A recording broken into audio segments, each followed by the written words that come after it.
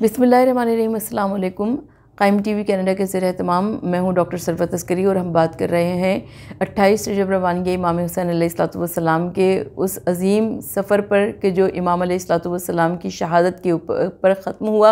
और उसके बाद आले रसूल की करबलाए मुअल्ला से आगे रवानगी, जिसमें कूफा और शाम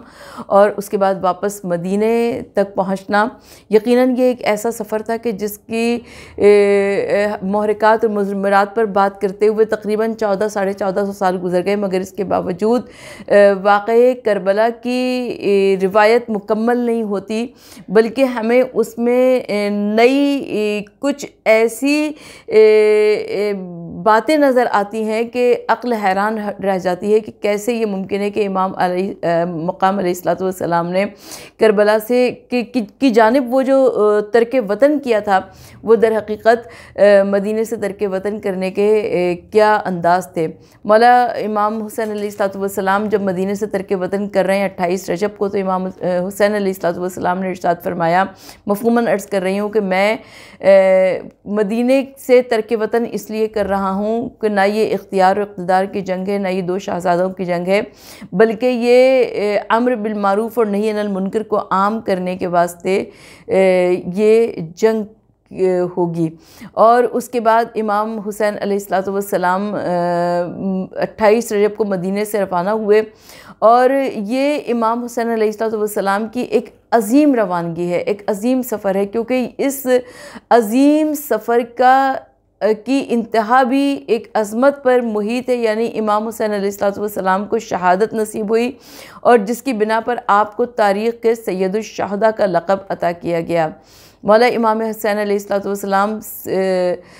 मदीने से रवाना हुए और जब मदीने से रवाना हुए तो रिवायत ये कहती है कि 28 रजब वो तारीख़ थी कि जिस दिन मदीने में एक क़यामत का कोहराम नज़र आया। इसलिए कोहराम नज़र आया कि इमाम हुसैन अलैहिस्सलाम अपने कुनबे के साथ मदीने से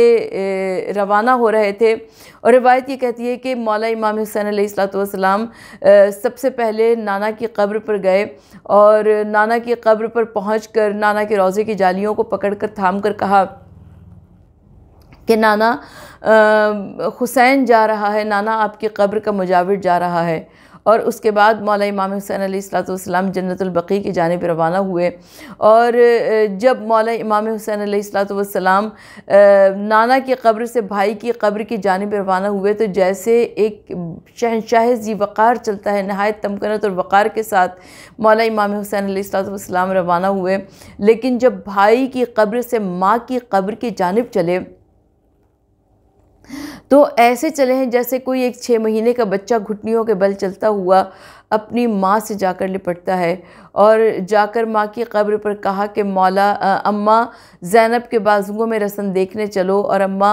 अपने लहू में अपना चमन देखने चलो। और मुझे यकीन है कि कब्र फ़ातिमा ज़हरा उस वक्त हिलने लगी होगी और आवाज़ आई होगी कि हुसैन ये ना समझना कि माँ ने तुझे तन्हा छोड़ दिया, ये माँ तेरे साथ साथ रहेगी और यहाँ तक कि जब तू करबला के मक्तल में पहुँचेगा तो माँ तेरे साथ साथ होगी। जब तू अली अकबर के कलेजे से बर्ची का फल निकालेगा